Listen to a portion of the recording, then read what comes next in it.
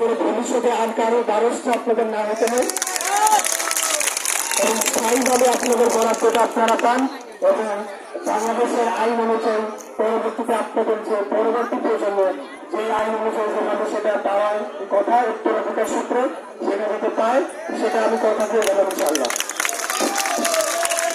আপনাদের গ্যাসের সমস্যা, আপনাদের আরেকটা সমস্যা গ্যাসের সমস্যা।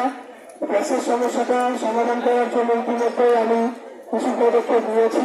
তো আশা রাখি আগামী 12 ফেব্রুয়ারির পর যেহেতু এখন আমাকে একজন প্রার্থী হিসাবে কাজ করতে হচ্ছে, আমি সব জায়গায় চাইলে কোনো সরকারি অফিসে গিয়ে এই সমাধান করার জন্য কোনো ধরনের কাজ করতে আমি পারতেছি না। আমার এটা বিধিনিষেধ আছে।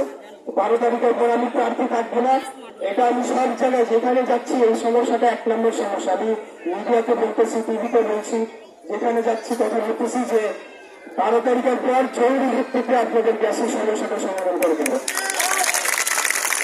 আর এই এলাকা অত্যন্ত একটা খুঁজি এলাকা, এখানকার অনেক নাগরিক মৌলিক সুযোগ সুবিধা নাই।